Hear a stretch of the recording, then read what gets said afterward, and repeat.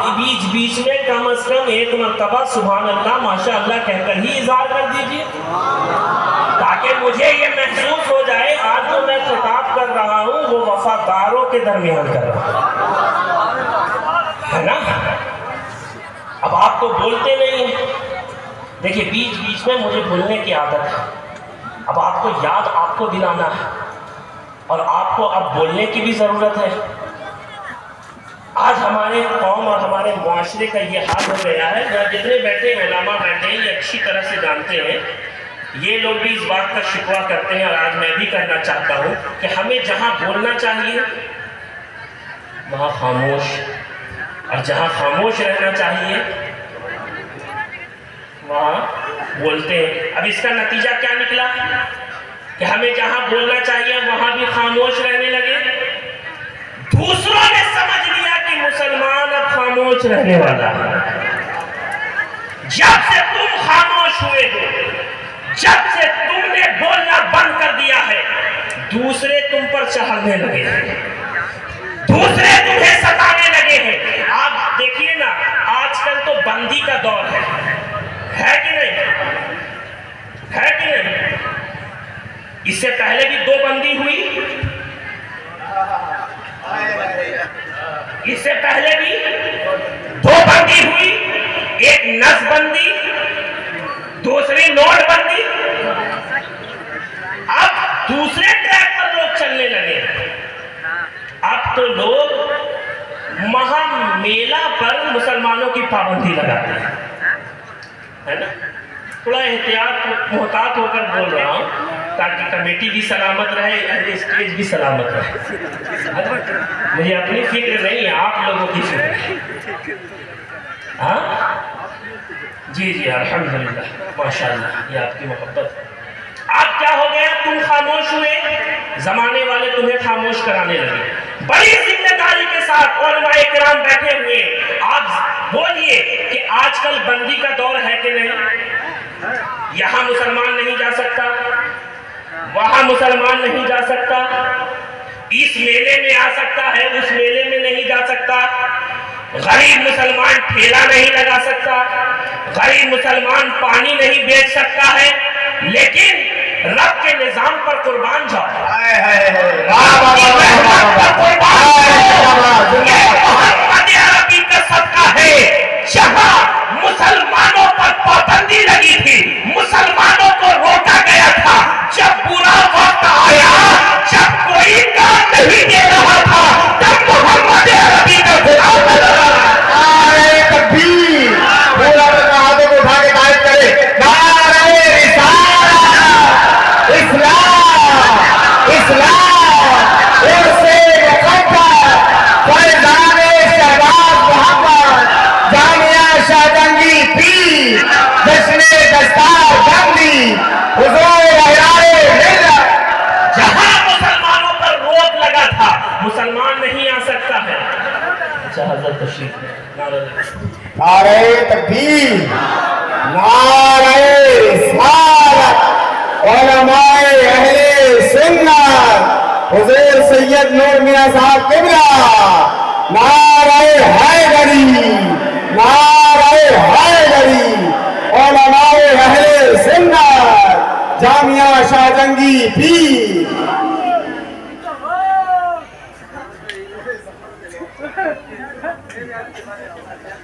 حضرات، ہمارے مہمان خطیب کی آمد ہو چکی ہے، آپ بڑی محبت کے ساتھ سن رہے ہیں، اسی طرح سنتے رہیں اور دونوں والے رسول کی زیارت بھی کریں، ان کی گفتگو بھی سماعت کریں۔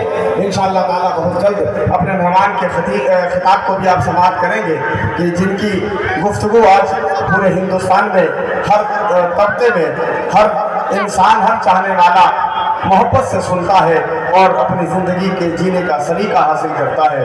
انشاءاللہ تعالیٰ محبت سے بیٹھیں، انشاءاللہ تعالیٰ بہت جلد آپ ان کے خطاب سے ملاقات کریں۔ تو میں کیا عرض کر رہا تھا، دیکھیں آپ کے درمیان مہمان خصوصی شہزادہ رسول اولاد علی جلوہ افروز ہیں، اور میں کمیٹی والوں کی جانب سے حضرت کا استقبال بھی کرتا ہوں اور ان کا شکریہ بھی ادا کرتا ہوں کہ آج یہ اس محفل میں میری دعوت پر حاضر آئے.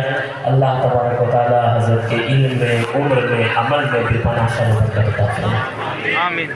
تو میں کیا عرض کر رہا تھا، اب آپ کو اور من لگے گا انشاءاللہ تعالی، کہ جہاں مسلمانوں پر روک تھا، کیا تھا؟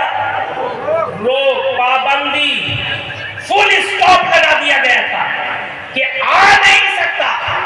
لیکن جب برا وقت آیا، جب فضا بدلی، جب برا وقت آیا، تو کیا دیکھتے ہیں؟ قربان جائیے پیغمبر اسلام کی تعلیمات پر. اب وہی مسلمان، توجہ، جس پر روک تھی، پابندی تھی، جب پورا وقت دوسروں پر آیا تو وہی مسلمان کھانا بانٹتا ہوا نظر آ رہا ہے، وہی مسلمان پانی بانٹتا ہوا نظر آ رہا ہے. جو لوگ کئی روز سے سوئے نہیں ہیں، لوگوں کو کے درمیان کہا جاتا تھا مدرسے میں یہ ہوتا ہے، مدرسے میں وہ ہوتا ہے، مدرسے سے یہ فارغ ہوتے ہیں، مدرسے سے ملا نکلتے ہیں. میں کہنا چاہتا ہوں کہ جب آپ پر بیپتا آئی، جب آپ مشکل میں گھرے، تو مسلمانوں نے صرف بسکٹ نہیں بانٹا، صرف کھانا نہیں بانٹا، صرف پانی تقسیم نہیں کیا، بلکہ مسلمانوں نے مسجدوں کا بھی دروازہ کھول دیا، مدرسوں کا بھی دروازہ کھول دیا، اپنے دکانوں کا بھی دروازہ کھول دیا، اور دنیا کو یہ پیغام دے دیا کہ محمد عربی نے ہمیں کسی ظالم کے آگے جھکنے کا حکم نہیں دیا ہے، بلکہ ظالم کے سامنے آنکھوں میں آنکھیں ڈال کر حق کی بات کو کہنے کا حق دیا. نعرہ تکبیر، نعرہ رسالت، تعلیمات مصطفیٰ جان رحمت. ارے ہم محمد عربی کے غلام ہیں نا، جن کی شان یہ ہے کہ کون برساتا ہے پتھر کہ کون برساتا ہے پتھر کہ بس لطف و کرم صرف وہ میرا نبی ہے، دوسرا کوئی نہیں. صرف وہ میرا نبی ہے، دوسرا کوئی نہیں. ہم نفس کوئی نہیں ہے، ہم نوا کوئی نہیں، اب میرا تیرے سوا یا مصطفیٰ کوئی نہیں. اور انبیاء بھی ہیں، رسول بھی ہیں، ملک بھی ہیں، مگر سب ہیں لیکن خاص محبوب خدا کوئی نہیں. اور وہ محمد کا نواسا تھا جو قربان ہو گیا، اب یہاں لائق تیرے اے کربلا کوئی نہیں. اور جس کی نسبت شاہ بازی، خون جس کا ہاشمی، جس کی نسبت شاہ بازی، خون جس کا ہاشمی، وہ زیا تیرا زیا ہے اور زیا کوئی نہیں. گرامی حضرات، میں نے جیسا کہ پہلے ہی کہا ہے کہ میں زیادہ دیر آپ کے درمیان ٹکنے والا نہیں. میں تو یوں بھی ٹیسٹ کا پلیئر نہیں، اور یہ دور بھی T20 کا ہے. جی T20 کا دور ہے. بہرحال میں چاہوں گا کہ میں بھی حضرت کو سنوں، لیکن بہت تیزی کے ساتھ میں کچھ باتیں آپ کے درمیان رکھنا چاہتا ہوں. اپنے ذہن کو حاضر رکھیے گا تاکہ میری بات ضائع نہ ہو. آپ اس طرح سے سمجھتے چلیے. اور اہل ممبر کی بھی میں توجہ چاہتا ہوں کہ رب تبارک و تعالیٰ نے اپنے بندوں کی ہدایت کے لیے، ان کی رہبری کے لیے، انہیں اچھائی اور بھلائی کی راہ پر چلانے کے لیے اپنے خاص بندوں یعنی انبیاء و مرسلین کو یکے باتی کرے بھیجا. اور یہ سلسلہ رشد و ہدایت اتنا دراز سے دراز ہوا، اتنا آگے بڑھا کہ ان آنے والے ہادیوں کی تعداد، ان آنے والے پیشواؤں کی تعداد، ان آنے والے پیغمبروں کی تعداد 1,24,000 کم و بیش تک پہنچ گئی. کہاں تک پہنچ گئی؟ زور سے بولیے. 1,24,000 کم و بیش تک پہنچ گئی. اللہ تبارک و تعالیٰ نے اپنے ان بندوں پر کچھ ایسا خاص کرم فرمایا کہ ان کو تمام جہان والوں سے افضل و اعلیٰ اور برتر و بالا بنایا. یہی وجہ ہے کہ ہم اہل سنت والجماعت کا یہ اجماعی عقیدہ ہے کہ کوئی بھی غیر نبی کسی نبی کے برابر نہیں ہو سکتا. علماء بیٹھے، کوئی بھی غیر نبی کسی نبی کے برابر نہیں ہو سکتا. ہاں اتنی بات ضرور ہے کہ انبیاء کرام اور رسولان اعظام آپس میں ایک دوسرے پر فضیلت رکھتے ہیں، جیسا کہ خود رب تبارک و تعالیٰ نے قرآن مجید فرقان حمید میں ارشاد فرمایا، تلک الرسل فضلنا بعضهم علی بعض، یعنی یہ رسول ہیں جنہیں ہم نے ایک دوسرے پر فضیلت دی ہے، لیکن ساتھ ہی ساتھ تمام اہل اسلام کا یہ متفقہ عقیدہ ہے کہ حضور سرور دو عالم صلی اللہ تعالی علیہ وسلم کی ذات وہ ذات ہے جنہیں تمام انبیاء و مرسلین اولین و آخرین پر فضیلت تامہ حاصل ہے۔ وہ تمام اوصاف جو انبیاء سابقین کو دیے گئے وہ سب کے سب ذات محمد رسول اللہ صلی اللہ تعالی علیہ وسلم میں با تمام و کمال موجود ہے۔ تبھی تو فارسی کا ایک شاعر کہتا ہے، حسن یوسف دم عیسیٰ ید بیضا داری، آنچ خوبا ہما دارن تو تنہا داری۔ ایک بات اور سمجھتے چلے، اللہ تعالیٰ نے جب بھی کسی نبی کو بھیجا تو لوگوں کی ضروریات اور دنیا کے حالات کے اعتبار سے بھیجا۔ توجہ ذہن میں یہاں رکھیے، جب بھی اللہ نے کسی نبی کو بھیجا تو لوگوں کی ضروریات اور دنیا کے حالات کے اعتبار سے بھیجا۔ اس وقت جو برائیاں اور بدعمالیاں قوم میں تھی انہیں ختم کرنے اور مٹانے کے لیے جن جن اسباب و وسائل کی ضرورت تھی وہ سب اسباب و وسائل میں اوج کمال عطا کر کے اللہ تبارک و تعالیٰ اپنے انبیاء کرام کو لوگوں کے درمیان بھیجتا۔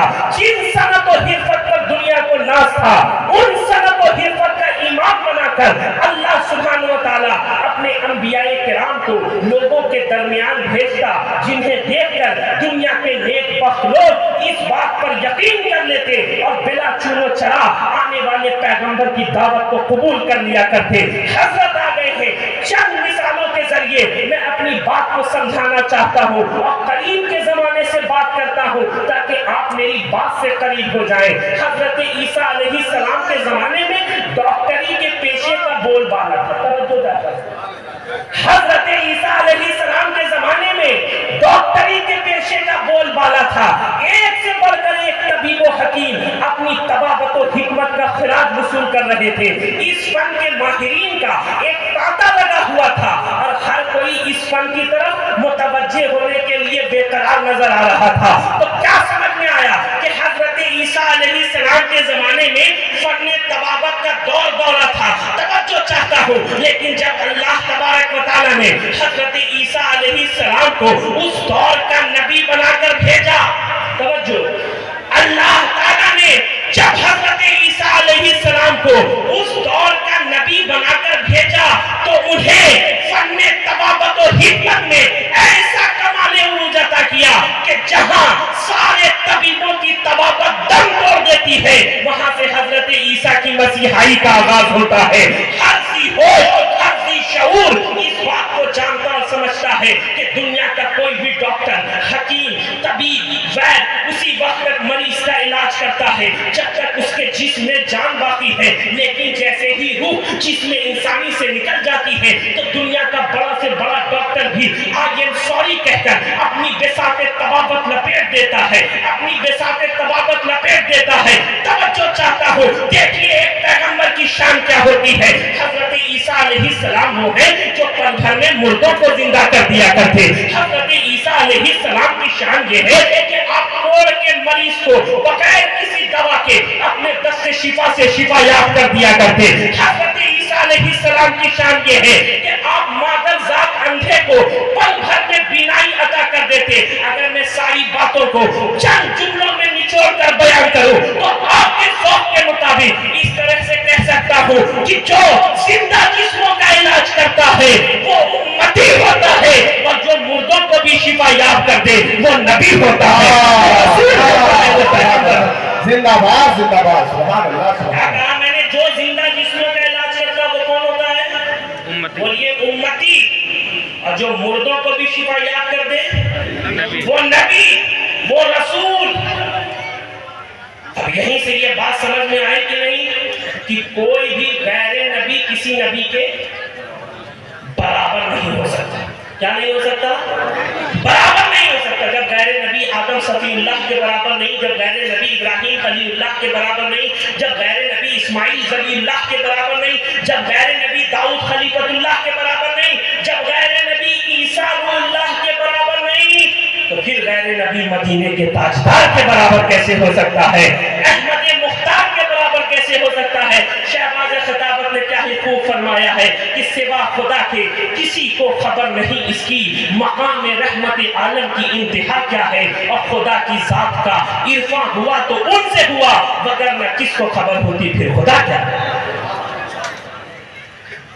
تو آپ کہیں گے کہ حضرت عیسیٰ علیہ السلام کی شان بیان کر رہے ہیں، ذرا تو محمد عربی کی بھی شان بیان کر دو، جس نبی کا کلمہ پڑھتے اس کی بھی شان بیان کر دو۔ اگر وقت نے ساتھ دیا تو تھوڑا کیا، میں تو چاہتا ہوں کہ حضور سرور دو عالم صلی اللہ تعالیٰ علیہ وسلم کا ذکر کرتے ہی کرتے میں اس دنیا سے گزر جاؤں۔ اگر چند جملوں میں اگر کہا جائے، چند جملوں میں کہا جائے تو حضرت عیسیٰ علیہ السلام کی شان یہ ہے، حضرت عیسیٰ علیہ السلام کی شان یہ ہے، اور محمد عربی کی شان یہ ہے، اگر آپ کے ذوق کے مطابق کہا جائے تو اس طرح سے کہا جا سکتا ہے کہ جو مردہ جسموں میں جان ڈال دے، جو مردہ جسموں میں جان ڈال دے اسے عیسیٰ روح اللہ کہتے ہیں، اور خدا کی عزت کی قسم جو لکڑیوں اور کنکریوں میں بھی جان ڈال دے اسے محمد رسول اللہ کہتے ہیں۔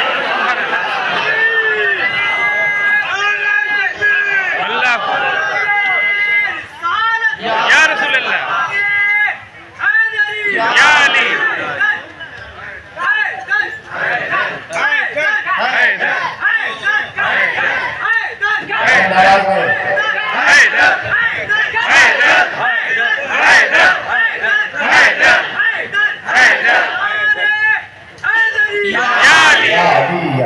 حیدر حیدر بول رہا ہے، کانوں میں رس گھول رہا ہے، ایک علی کے نام کا نعرہ کتنے شدت بول رہا ہے، واہ واہ واہ واہ واہ واہ، زندہ باد زندہ باد۔ جو محفل حیدر میں آ نہیں سکتا، علی کے نام کا نعرہ لگا نہیں سکتا، علی کے لال گواہی اگر نہ دے لوگوں، کسی کا باپ بھی جنت میں جا نہیں سکتا۔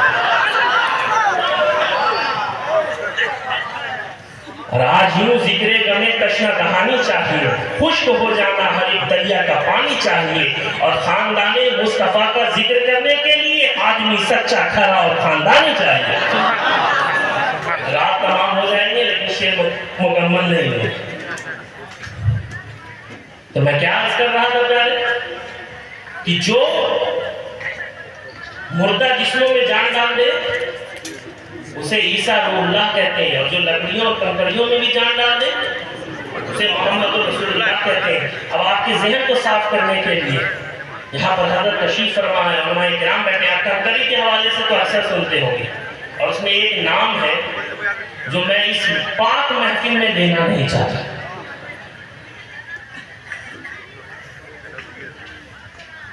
ایک بات سمجھتے چلے، لکڑیوں میں جان ڈال دے۔ مسجد نبوی کا جب ممبر تیار نہیں ہوا تھا تو حضور صلی اللہ تعالیٰ علیہ وسلم ایک کھجور کے تنے سے ٹیک لگا کر خطبہ دیا کرتے، لیکن جب ممبر تیار ہو گیا تو حضور نے صحابہ کو حکم دیا کہ کسی کونے سے لگا دو۔ صحابہ فرماتے ہیں کہ ہم مسجد نبوی میں حاضر تھے، کسی کے زاروں قطار رونے کی آواز آتی، کوئی ہجر میں رو رہا تھا، کوئی فراق میں رو رہا تھا، ایسا محسوس ہو رہا تھا۔ اسی اثنا میں حضور سرور دو عالم صلی اللہ تعالیٰ علیہ وسلم فرماتے ہیں، پیارے صحابہ پریشان نہیں ہو، کوئی اور نہیں بلکہ وہ کھجور کا تنا رو رہا ہے، اسے اٹھا کر لاتے۔ صحابہ اٹھا کر لاتے ہیں، توجہ چاہتا ہوں شرنگی والوں، صحابہ اٹھا کر لاتے ہیں، اور جیسے ہی حضور سرور دو عالم صلی اللہ تعالیٰ علیہ وسلم اس کھجور کے تنے کو اپنی آغوش میں لیتے ہیں، وہ رونا بند کر دیتا ہے۔ اب یہی پر ٹھار کر آپ سے کہنا چاہتا ہوں کہ قربان جائیے، ہم نے کیسا نبی پایا، ہم نے ایسا نبی پایا جو ایک کھجور کے تنے کو بھی تنہا نہیں چھوڑتا، تو ہم گنہگار امتیوں کو تنہا کیسے دیں؟ ہم سیہکاروں کو بروز حشر تنہا کیسے چھوڑ سکتا ہے؟ یہ تو اللہ کا شکر ہے پیارے کہ ہم حضور کے غلام ہیں۔ بات پھر کہیں سے کہیں نکل جائے گی، میں سمیٹنے کی کوشش کر رہا ہوں۔ میں نے کیا کہا تھا پھر آپ سے سے پوچھتا ہوں، میں نے کہا نا مجھے بھولنے کی عادت ہے، اور جھوٹ نہیں یہ سچ ہے، بھولنے کی عادت ہے۔ ہاں یہ تو گزر گیا کہ انبیاء کرام اپنے زمانے میں سارے لوگوں سے افضل و اعلیٰ ہوتے ہیں، چونکہ خدا انبیاء کو تصرف و اختیار کا مرکز بنا کر بھیجتا ہے۔ اس وقت کے حالات کا جیسا تقاضا ہوتا ہے، ان سے مقابلہ کرنے کے لیے جن جن طاقتوں کی ضرورت ہوتی ہے، وہ سب اپنے نبی کو دے کر لوگوں کے درمیان بھیجتا ہے، جن کے سامنے دنیا کی بڑی سے بڑی طاقتیں دم توڑتی ہوئی نظر آتی ہیں۔ بہت اچھی بات ہے، کمیٹی والے چائے پی رہے ہیں، بس تقریر مت کی جائیے، کیونکہ جتنی محنت اس میں نہیں لگتی ہے اس سے زیادہ یہاں لگتی ہے۔ اور چائے تو آج کل ہر جگہ کی محفل کو تباہ کر رہی ہے، ایک وہ چائے والا پورے دیش کو تباہ کر رہا ہے، اور ایک یہ چائے والا ہے۔ دیکھیں یہ محفل رسول ہے جارے، اور آپ دیار شہباز محمد میں رہتے ہیں، حالانکہ آپ قوم دیہات سے سب آئے ہوئے ہیں، لیکن ادب کا خاص خیال رکھیں۔ حضور شہباز خطابت نے ایک پیغام دیا تھا، سہل نہیں یہ خدمت کرنا، فقر رسول کی مدحت کرنا، نعت نبی ہے غزل نہیں ہے، سوچ سمجھ کر ہمت کرنا، سبحان اللہ سبحان اللہ، سوچ سمجھ کر ہمت کرنا۔ اور بہت کونے میں ہمیشہ کی طرح قاضی صاحب بیٹھے ہوئے ہیں، انہوں نے ایک مصرع پڑھا تھا جیسے کہ قرآن پہ قرآن، قرآن پہ قرآن ہے۔ شہباز خطابت نے آج سے تقریباً 40-45 سال پہلے کہا تھا، اور نور میاں تشریف فرما ہے، ان کو سنانے کے لیے آپ کے درمیان پڑھ دیتا ہوں۔ حضرت نے فرمایا، قابل فقر ہے شمشاد کا بالا ہونا، پھر بھی ممکن نہیں نالین سے اعلیٰ ہونا، اور اونچی اونچی تو عمارات بہت ساری ہیں، سب کے قسمت میں کہاں گنبد خضرا ہونا۔ اور ایک مقام پر شہباز خطابت نے فرمایا کہ نعت شہ کونین کا دیوان رکھا ہے، نعت شہ کونین کا دیوان رکھا ہے، بخشش کا ضیاء میں نے یہ سامان رکھا ہے، اور کیا دوش پیغمبر پر حسین ابن علی ہے یا واقعی قرآن پہ قرآن رکھا ہے۔ نعرہ تکبیر، نعرہ رسالت، عرص مقدس۔ پھر وہیں پر لوٹ کر آنا چاہتا ہوں، وقت کو ضائع کیے بغیر، کہ اللہ انبیاء کو تصرف و اختیار کا مرکز بنا کر بھیجتا ہے۔ اب کچھ مثالیں آپ کے درمیان اور رکھ دوں تاکہ میری بات مستحکم ہو جائے۔ یہ ہے حضرت موسیٰ علیہ السلام، اللہ کے اولو العزم پیغمبر۔ جس زمانے میں آپ کو بھیجا گیا وہ زمانہ فرعون و حامان کا تھا، ایک خدائی کا دعویٰ کرنے والا تو اس کا دوسرا اس کا وزیر۔ یہ وہ زمانہ تھا جس زمانے میں جادوئی طاقت عروج پر تھی، ایک سے بڑھ کر ایک جادوگر اپنی سحری شوفتہ بازیوں سے لوگوں کو اپنے سامنے گھٹنا ٹیکنے پر مجبور کیے ہوئے تھے، اور فرعون کو بھی اپنے ان جادوگروں پر بڑا ناز تھا۔ بات کو بہت مختصر کر کے بیان کرتا ہوں، توجہ چاہتا ہوں، لیکن جب اللہ سبحانہ و تعالیٰ نے حضرت موسیٰ کو فرعون کی طرف بھیجا تو اس کے جادوگروں سے مقابلہ کرنے کے لیے انہیں عصائے موسوی کا معجزہ عطا کیا۔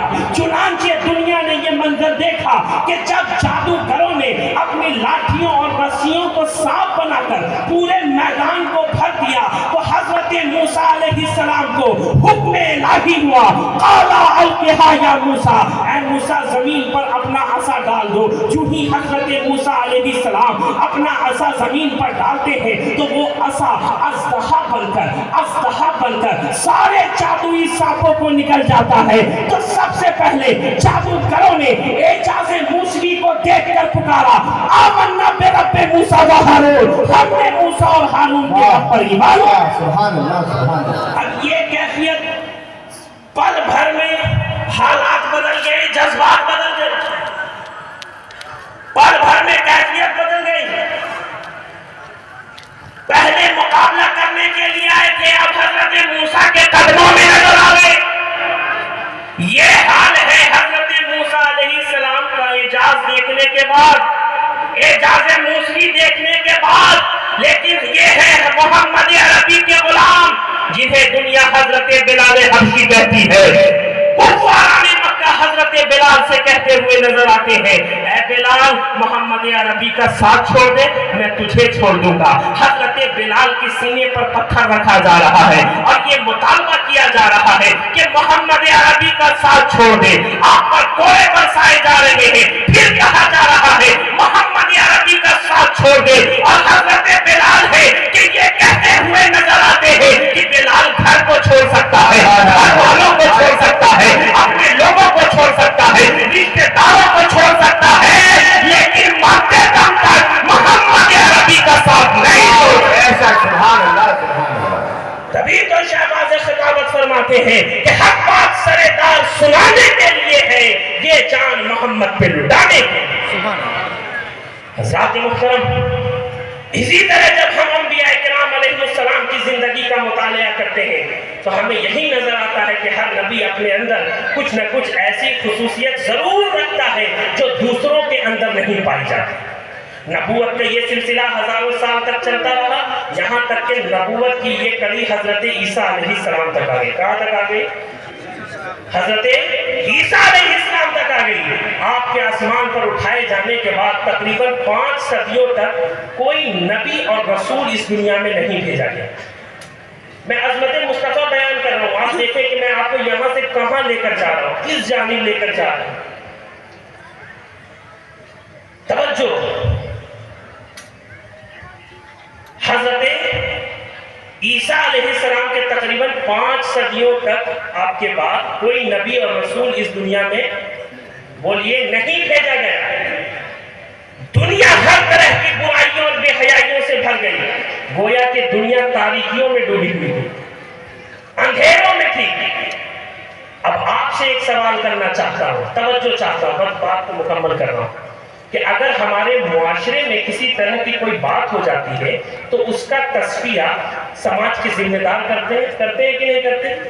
बोलिए, जिसको आपकी जबान में पंचायती कहते हैं। अब आप समझ जाएंगे, आपके यहाँ भी पंचायती लगती है कि नहीं?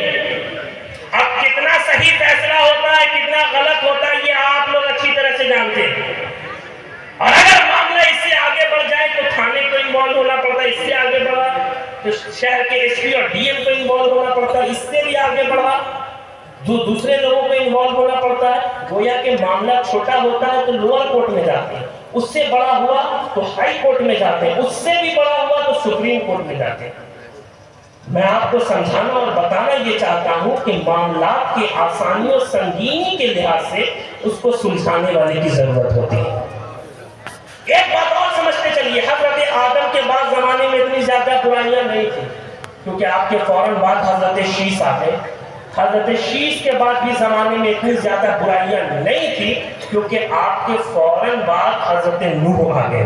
गोया कि जब तक एक नबी के बाद दूसरे नबी आते रहे, बुराइयों को फैलने का मौका न मिला, बेहयाइयों को उरूज पाने का मौका न मिला, इख्तिलाफ और इंतशार को पांव पसार